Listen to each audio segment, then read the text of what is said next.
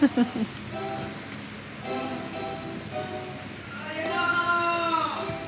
ನೆರಳಿನ ಧ್ವನಿ ಕೇಳಿ ಬರುತ್ತಿದ್ದೀರಾ? ಎದುರಿದ್ದಾರೆ ಬಸಪ್ಪನವರು ಯಾರೆಂದು ನೋಡಿ ಬನ್ನಿ.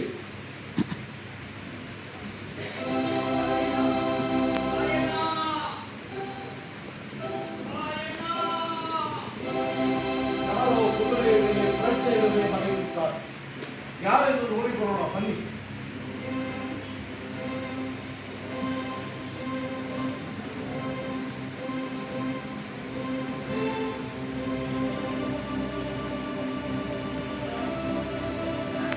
ಎಲ್ಲರವರೇ ಎಲ್ಲರವರೇ ಏನಾಯಿತು ಏನಾಯಿತು ಎಲ್ಲರವರೇ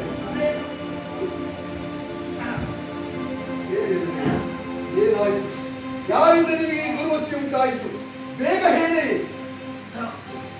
ಧಾರವಾಡದ ಕಲೆಕ್ಟರ್ ಏನು ಮಾಡಿದ ಹೇಳು. ಕಾಗದ ಓದಿ ಹೇಳಿದೆ. ಇಲ್ಲಿಗೆ ಬರುತ್ತಿರುವಾಗ ಓದದಿಂದ ನನ್ನನ್ನು ಈ ಹೊತ್ತಿಗೆ ಗುರಿಪಡಿಸಿದ ರಾಯಣ್ಣ ಗುರಿಪಡಿಸಿದ.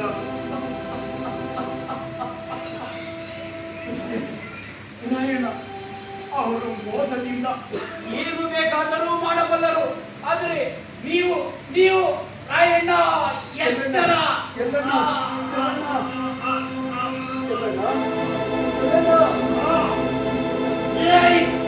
ಕನ್ನಡ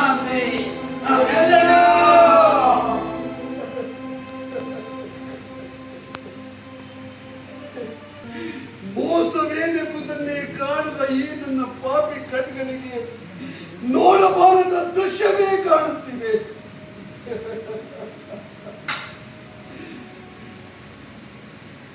ಶ್ರೀಮದಂತಹ ಎಲ್ಲ ಜನರು ನಮ್ಮನ್ನು ಅಗಲಿದರು.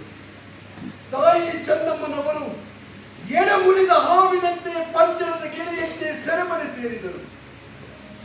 ಹಕ್ಕ ಬುಕ್ಕರಿಂದಲೂ ವಿದ್ಯಾರಣ್ಯರಿಂದಲೂ ವೀರರಾದ ವೈಸಳ ರಾಜರಿಂದಲೂ ಕಟ್ಟಲ್ಪಟ್ಟ ಈ ಹಿಮಾಲಯದಂತಿರುವ ಈ ನಮ್ಮ ಕನ್ನಡ ಸಾಮ್ರಾಜ್ಯ ಇನ್ನು ನೀರಿಗೆ ಬಿದ್ದ ಉಪ್ಪಿನಂತೆ ಕರಗುತ್ತಿರುವುದನ್ನು ಕಂಡು ನಾನು ಹೇಗೆ ಸಹಿಸಲಿ.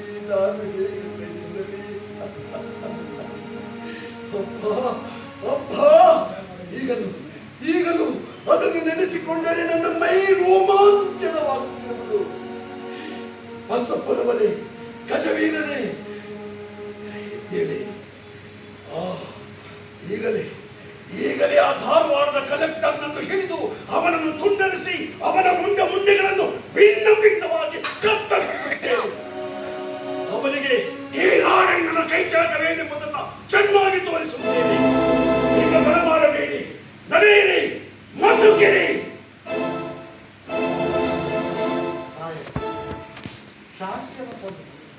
ಶಾಂತಿಯಿಂದಲೇ ಸರ್ವವನ್ನು ಜಯಿಸಲು ಸಾಧ್ಯ.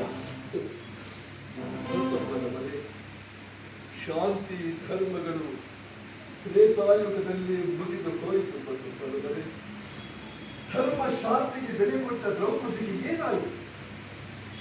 ಮಾನಭಂಗವಾಯಿತು. ಪಾಂಡವರು ಕಾಡಿನಲ್ಲಿ ಕೆಂಡೆ ಕೆಡಿಸುತ್ತಿದ್ದು ಬದುಕಬೇಕಾಯಿತು.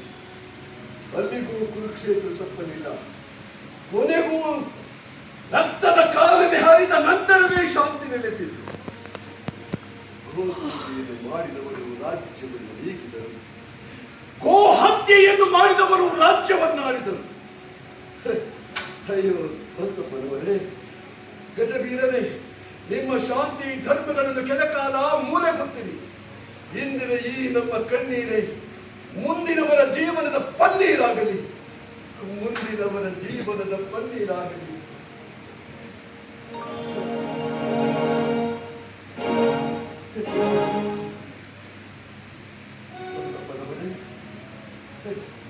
ನೀವೊಂದು ಗುರುತರವಾದ ಹಾಗೂ ಒಂದು ಕಷ್ಟ ಸಾಧ್ಯವಾದ ಒಂದು ಜವಾಬ್ದಾರಿ ಹೇಳುವ ಅದೇನೆಂಬುದನ್ನು ತಿಳಿಸು.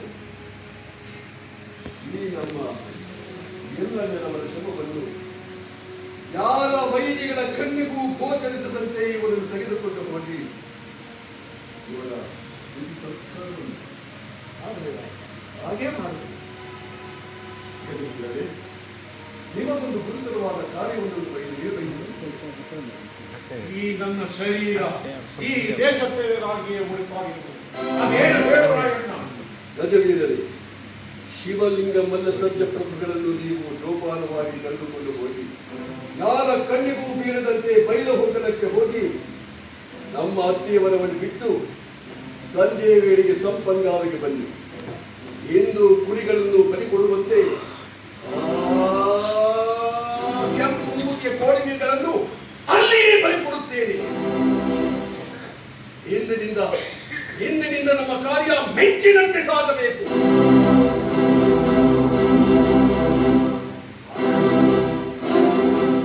ಸಂಪಂಗಾವಿಯನ್ನು ಮುತ್ತಲು ಎಲ್ಲ ಸಕಲ ಸಿದ್ಧತೆಗಳನ್ನು ನಡೆಸಿಕೊಂಡಿದ್ದೇನೆ. ಆ ವಿಚಾರ ನಿಮಗೆ ತಿಳಿಸಬೇಕೆಂದೇ ನಾನು ಇಲ್ಲಿಗೆ ಬಂದೆ.